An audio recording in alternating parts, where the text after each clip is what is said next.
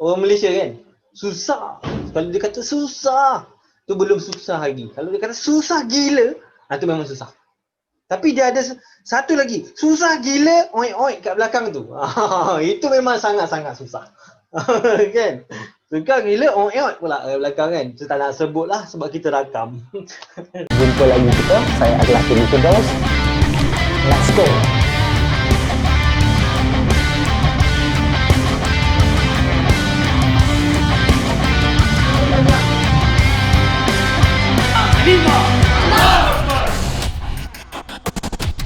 Bismillahirrahmanirrahim. Okey, hari ni kita nak cerita pasal fungsi trigo. Okey, honestly, susah ke senang tajuk ni? Sila komen sikit. Susah ke senang? Susah. Susah ke susah gila?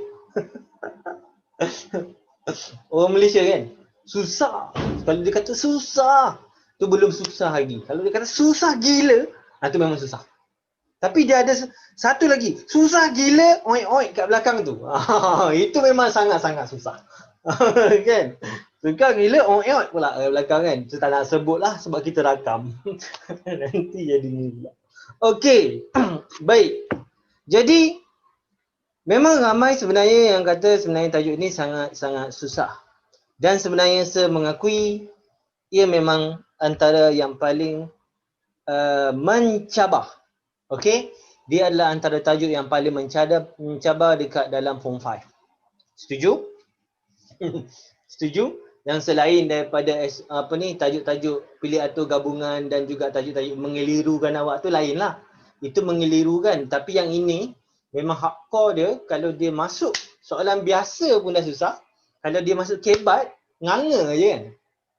Apa soalan ni nak? Nganga je kan. Alright. Jadi actually sebenarnya tajuk ini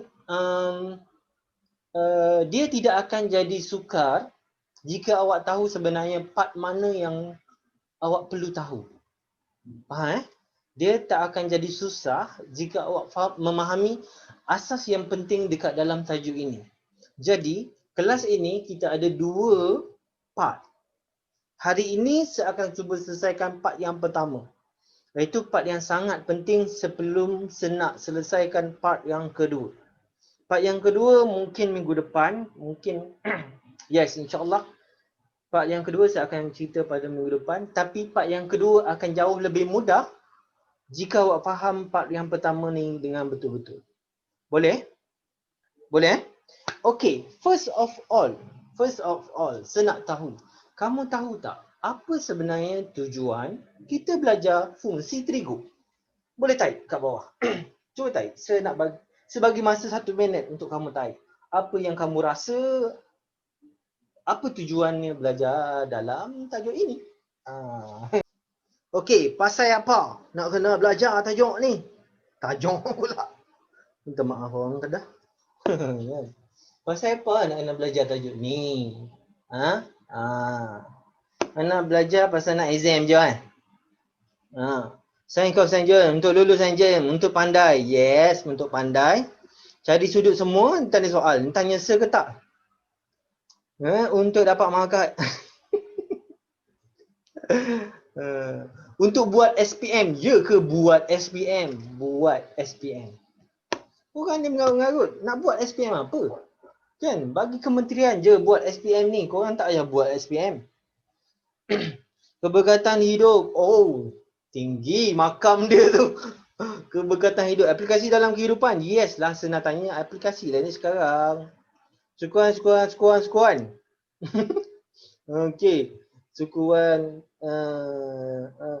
dan sudut sukuan se. Okey. So guna untuk apa? Cikgu suruh belajar. Siapa? Sebab cikgu suruh belajar. Sebab tu kena belajar. Kalau cikgu tak suruh, tak payah. Cantik. Patutlah tak faham fungsi trigo. Macam-macam cara diorang kan. Okey, dah. Masa dah tamat. Masa dah habis. Ini jam Ini jam pasir. Dia tepat-tepat 1 minit. Okey. Okey, saya letak sini. Alright. Baik. Fokus pada serve. Okey, fokus pada serve. Sebenarnya apa yang penting dalam fungsi trigo? Okey, sebenarnya fungsi trigo ni adalah ceritanya adalah fungsi ni adalah melibatkan function ataupun kita panggil persamaan lah. Okey, trigonometri, trigo adalah melibatkan segitiga. Okey, tetapi ini tidak menggambarkan kegunaan dia dalam keadaan seharian kita. Tetapi sebenarnya fungsi trigo ni adalah fungsi dia dekat mana? Actually sebenarnya ramai yang tak tahu. Okey, fungsi dia sebenarnya adalah dalam gelombang. Yes, gelombang radio. Wave gelombang wave. Wave ni dia ada carrier wave, dia ada wave. Di mana kita boleh dengar, kita boleh listen, kita boleh connect sekarang ni secara online disebabkan oleh fungsi trigo.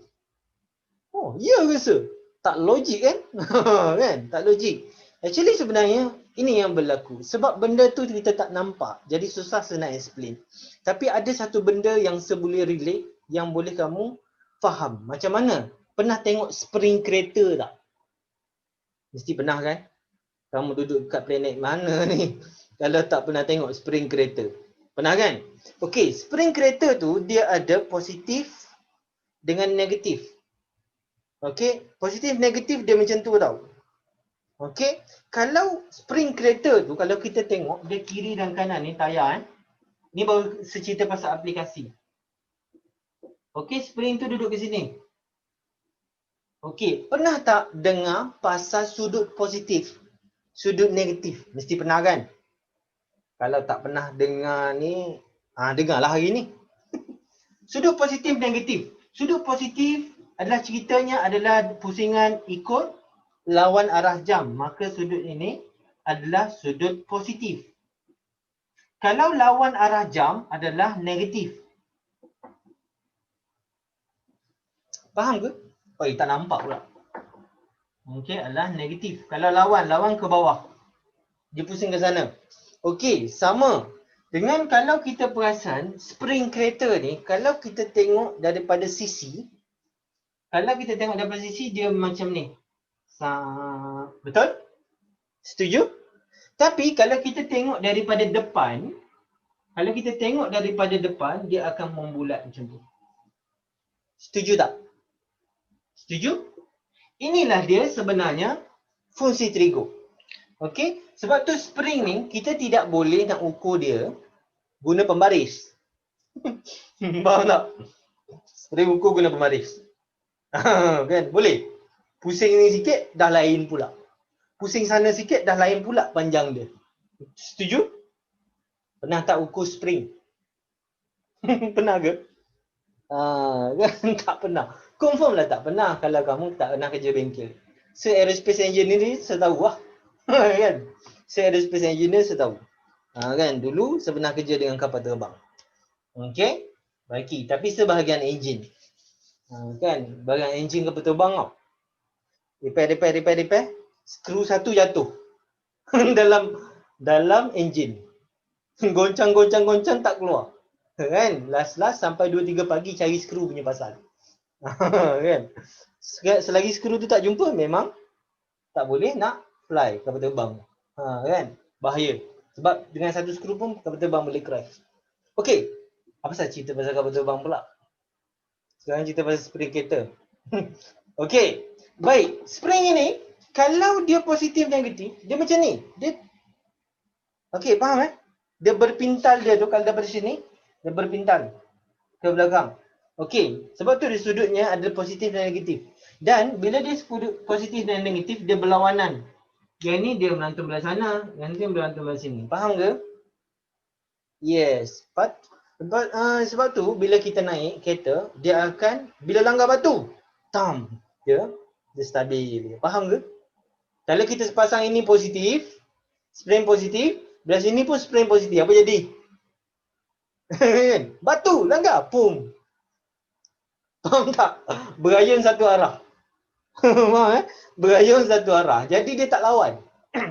Jadi bila keadaan itu, kan? Jadi kita nak tahu sebenarnya spring ni berapa panjang. Dia mengikut sudut. Sudut sudut berapa panjang. Dia ada sudut. Sebab tu sudut dalam fungsi trigo dia ada sampai 700. Ada 1000, ada 500. Faham ke? Faham? Oh, baru faham hari ni. Kan? 360 baru lengkap satu kali. Satu. Kalau campur 360 lagi sampai sini. 720. Maksudnya spring tu panjang sini. Tambah lagi 1000 sini. Faham ke? Jadi, kalau kita nak tahu panjang spring, kita tak ukur ikut meter. Kita ukur berapa degree dia nak. Faham ke tak?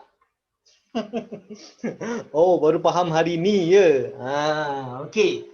Jadi, ini adalah fungsi dalam bentuk spring yang kita boleh nampak. Ada satu lagi fungsi adalah gelombang radio. Gelombang radio ni nak cerita pun susah sebab bendanya apa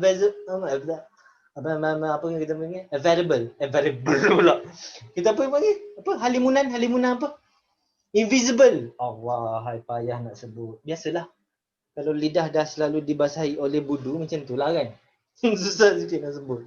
Invisible. Memang tak boleh nak nampak. Macam mana saya nak explain benda tak nampak? Angin. Gelombang. Macam mana gelombang? Macam ni lah kan nak lukis kan. Tapi benda tak nampak. Okay. Jadi, inilah dia. Boleh? Boleh. Alright. InsyaAllah kita teruskan. Yang seterusnya. Okey, perkara yang pertama yang sebenarnya kita kena tahu di dalam fungsi trigo adalah melibatkan positif dan negatif angle. Ingat tak? Positif dan negatif angle. Sebab cerita tadi pasal spring. Okey, positif. Ini benda yang pertama. Okey, positif dan negatif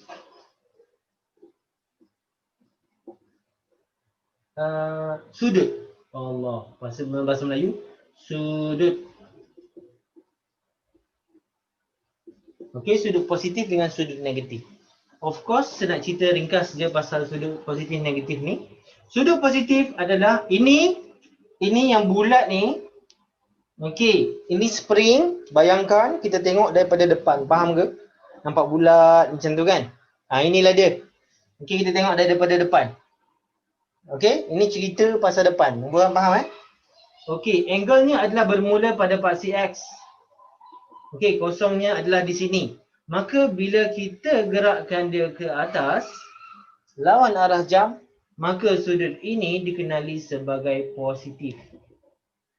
Okey, bila dia bergerak lawan ikut arah jam ke bawah, okey, maka theta ini adalah sudut negatif. Faham Simple saya tak nak pergi jauh sangat pasal positif negatif ni.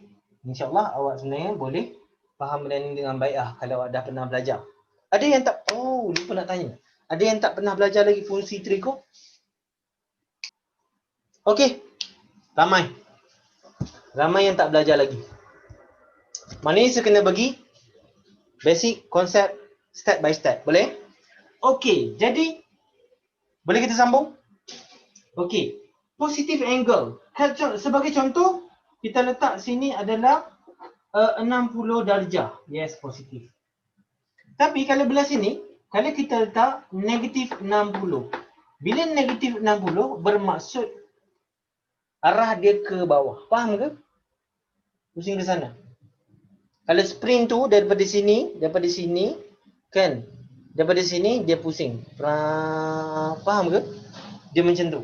Kalau yang ni, dia positif. Positif dia atas dulu. Boleh faham? Dia ke sana. Jadi dia ke sini. Itu positif.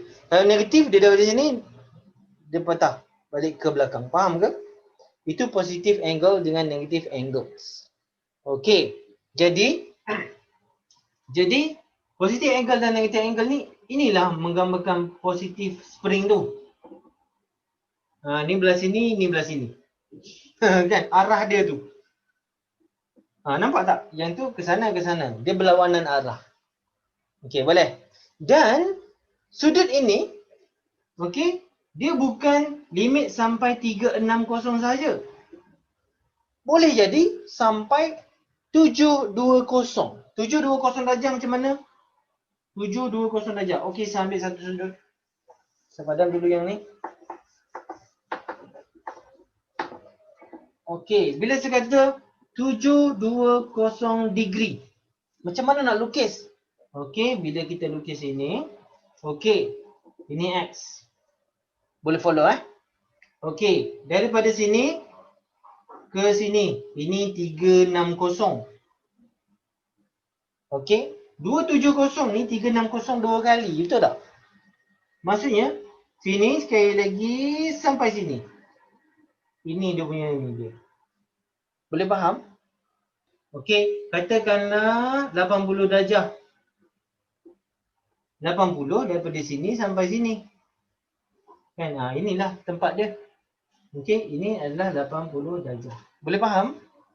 Kalau saya cerita pasal negatif, okey, kalau negatif 80 bermaksud daripada sini ukur 80 darjah sampai sini. Okey, maka ini adalah 80 darjah negatif. Negatif itu melambangkan arah dia. Faham? Senang kan? Senang okey. Ikut arah jam, ikut lawan arah jam. Begitu je lah. Boleh? Jadi, faham salah satu sahaja. InsyaAllah sebenarnya awak boleh faham. Okey. Beres? Beres? Okey, sudut tu boleh juga ke dalam bentuk radian je? Boleh dalam bentuk radian? Okey, tetapi dalam bentuk radian awak susah nak radian kan? Contoh, berapa radian? Negatif 7/3 pi. Rad. Macam mana nak lukis? Terkemuk-kemuk nak lukis ni benda ni. Kan, mana nak ukur? Kan? Ukuran dalam radian kita tidak boleh nak ukur guna jangka sudut. Kita kena guna sudut. Betul? Jadi tukarlah dia dari sudut dulu. Kan dah belajar dalam bulatan form 4. Kan? Jadi tukar kepada sudut macam mana? Darab dengan 180 bahagi dengan pi. So, kita akan dapat berapa? Kita akan dapat negatif 420 darjah. So, negatif 420 darjah macam mana? Saya lukis balik. Negatif 420 darjah macam mana? Daripada sini sampai sini dah 360. Berapa lagi balance? Berapa lagi balance? 60 kan? Okey, 60 darjah sini. Situ. Maknanya sini adalah negatif 420 darjah. Dia sampai sini. Okey, dia samalah juga dengan negatif 60 darjah. Sebagai rujukan. Ini kita panggil sudut rujukan. Kejap lagi kita cerita pasal segitiga rujukan. Yes, kejap lagi. Segitiga rujukan. Boleh faham setakat ni? Boleh faham setakat ni? Kalau faham sila bagi thumbs